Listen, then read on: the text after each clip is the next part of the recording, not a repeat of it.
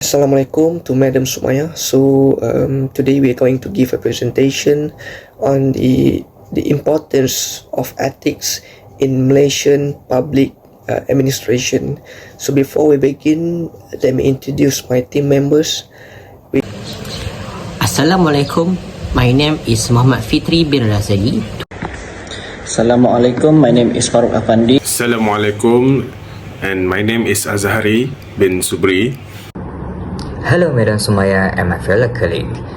My name is Fu Chung Hong. Myself, Adlan. Hi, my name is Muhammad Farhan bin Abdul Malik.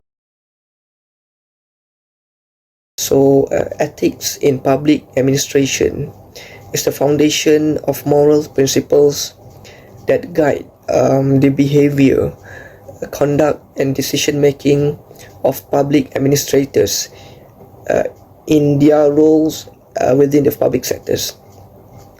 In Malaysia, ethics in public administration encompasses principle, standards, and value that guide the action of public administrators in carrying out their duties and responsibilities.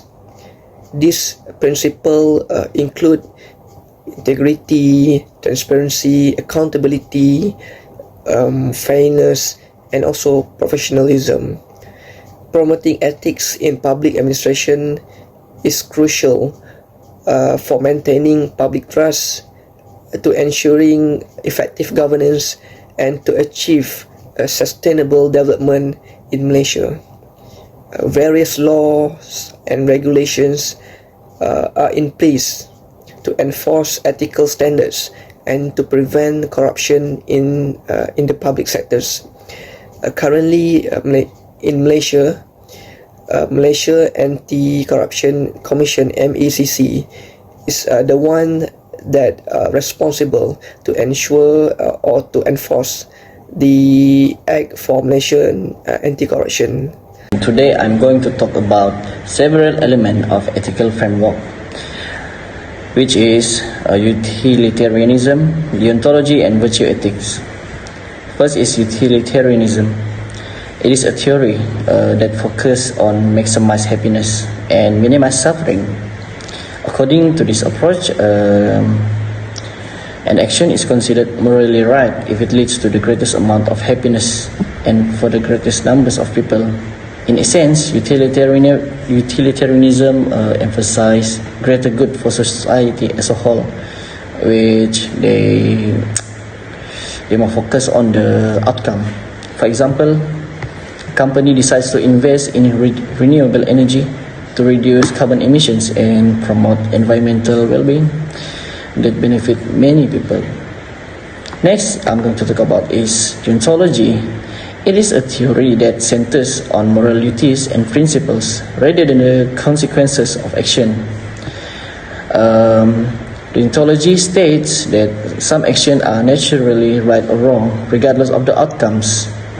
There is no right way to do wrong things, which means that the way we do things is more important than the outcome. Okay, this approach prioritizes individual rights and upholding universal moral principles. For example, an honest individual chooses not to lie even if it can help him to avoid negative consequence, as honesty is one of the morality. Okay. Last but not least, I'm going to talk about virtue ethics, which focus on developing moral character and cultivating virtues. Virtue ethics emphasize the importance of good habit, personal growth, and striving in human flourishing, which is more into characteristic. An individual that displayed integrity and honesty in personal and professional interaction most likely able to build quality trust and respect. In conclusion, understanding and applying the ethical framework that includes these three elements, which is utilitarianism, deontology, and virtue ethics, is crucial in creating a compassionate world. By considering the consequences of our action, adhering to moral principles, and cultivating virtuous characters, we can make ethical decisions that positively impact ourselves and society. I would like to explain to you about ethical principle in public administration. The first principle in public administration is accountability. Accountability is one of the important value in public administration, especially in finance sector. Lack of level of accountability can lead to malpractice and abuse of power. Second ethical principle in public administration is confidentiality.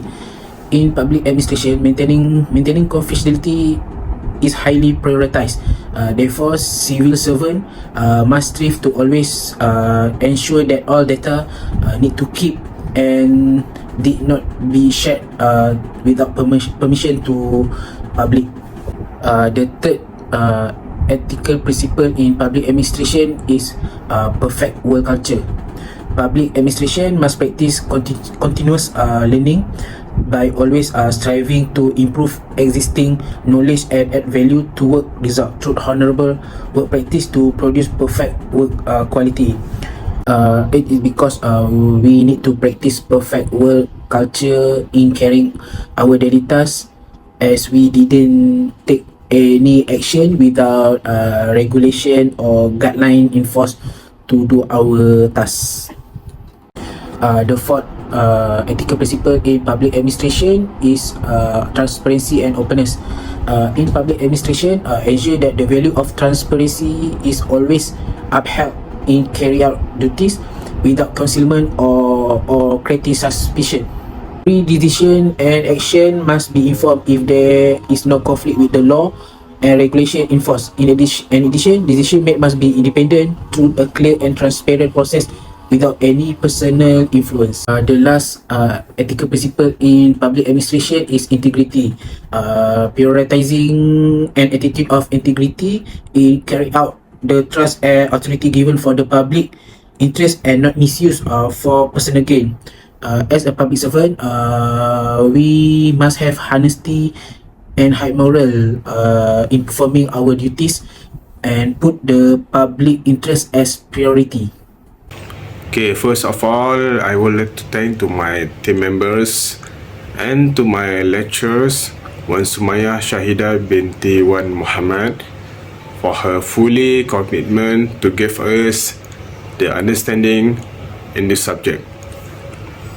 Okay, we moving forward to today. I would like to present the topic given to me, which is ethical issue to public administration in Malaysian Anti-Corruption Commission (MACC). Okay, the first point that related to the ethical issues that often happen, which is conflict of interest. Okay, conflict of interest will exist if you have a relationship with someone who could influence or be seen to influence your decision or your action. For the example, like MACC officers must be avoid any conflicts of interest that could compromise their impartiality and integrity. Okay, next point is abuse of power. It refers to the misuse or improper exercise of authority or influence by individuals in position of power. For the example is harassment and intimidation. Like MACC officers should not use their positions, their power or their authority to harass or intimidate individuals.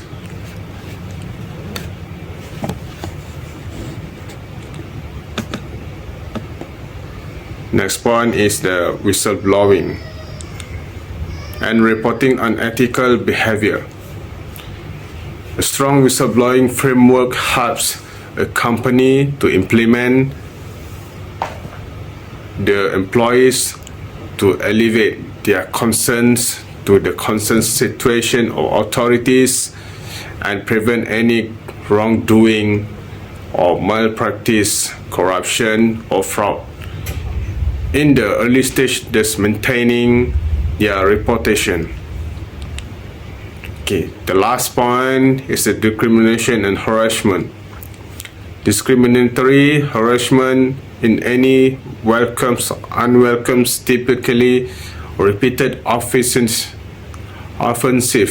conduct that directed at an individual because his or her membership in a legally protected class.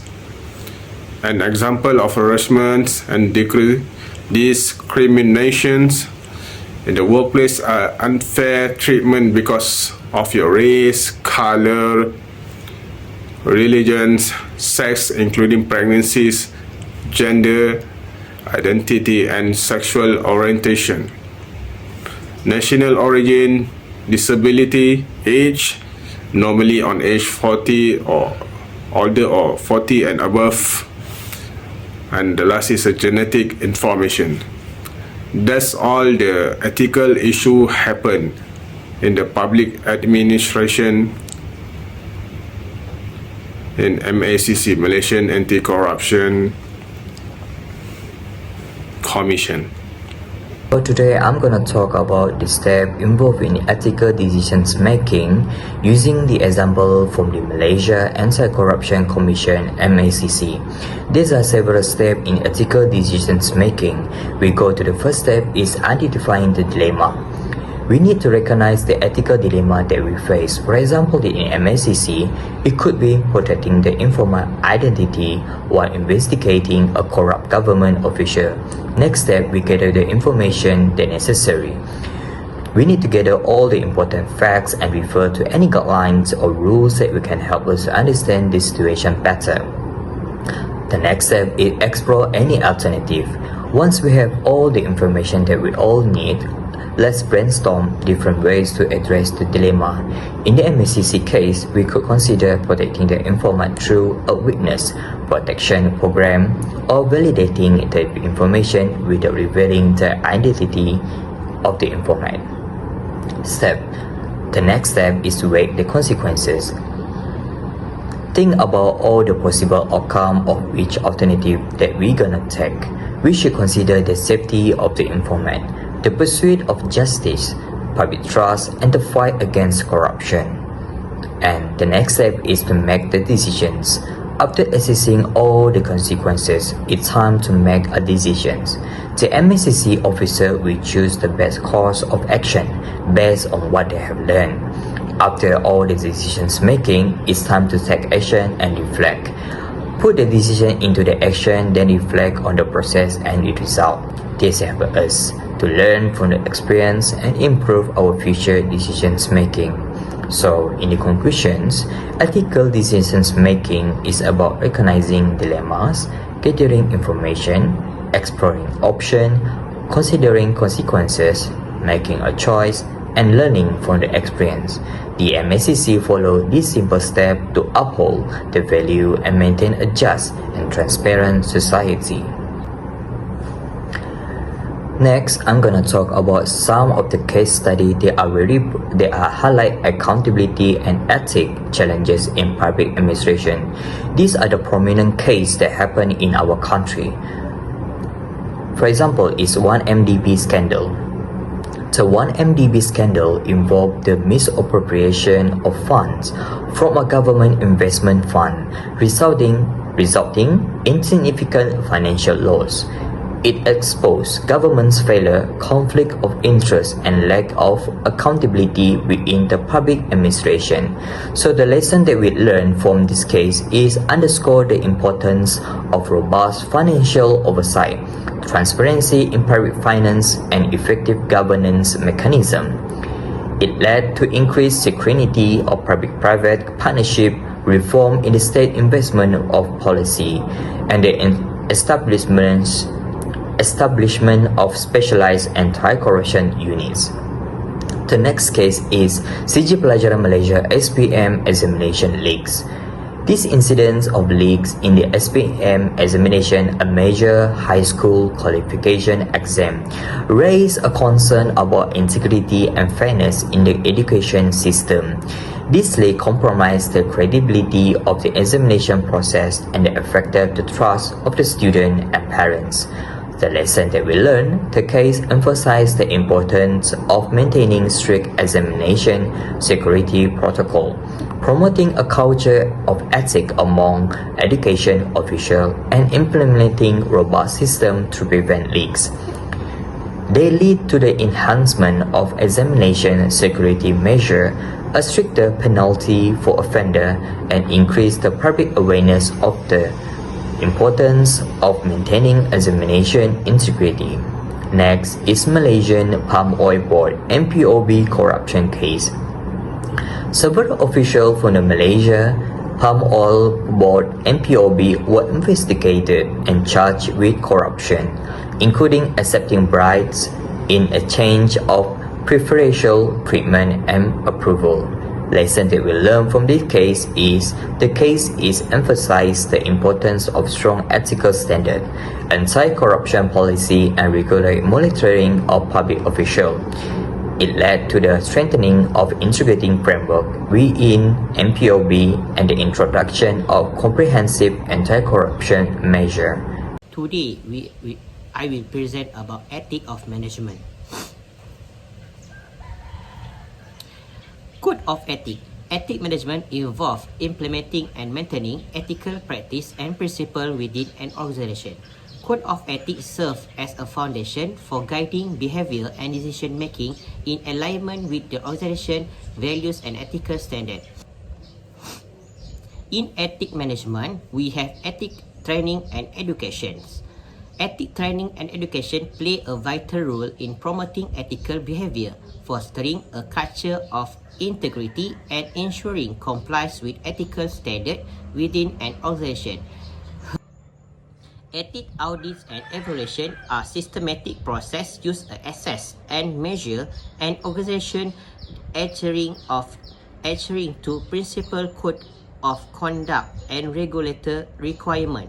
This evaluation helps integrity and identify strengths and weakness in organization ethical practice and provide insight for improvement. Ethic audit and evaluation are essentially for organizations or to maintain a strong ethical culture and ensure compliance with ethical standards and regulations by identifying areas of improvement and taking corrective action. Organization can strengthen their reputation, build trust the stakeholder, and create a positive and ethical work environment. Lastly, ethic committees and officers. Ethic committees and officers play crucial role in promoting and upholding ethical standards within organization. Their responsibility involves overseeing ethical practice in providing guidance on ethical matters and ensuring compliance with ethical code policy. Let's explore the role of ethic committee and officer. First, ethic of committee.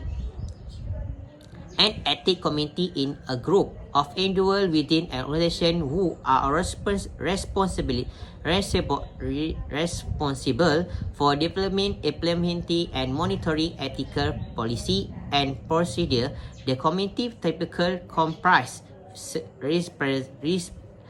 representatives for various levels and departments to ensure diverse perspectives.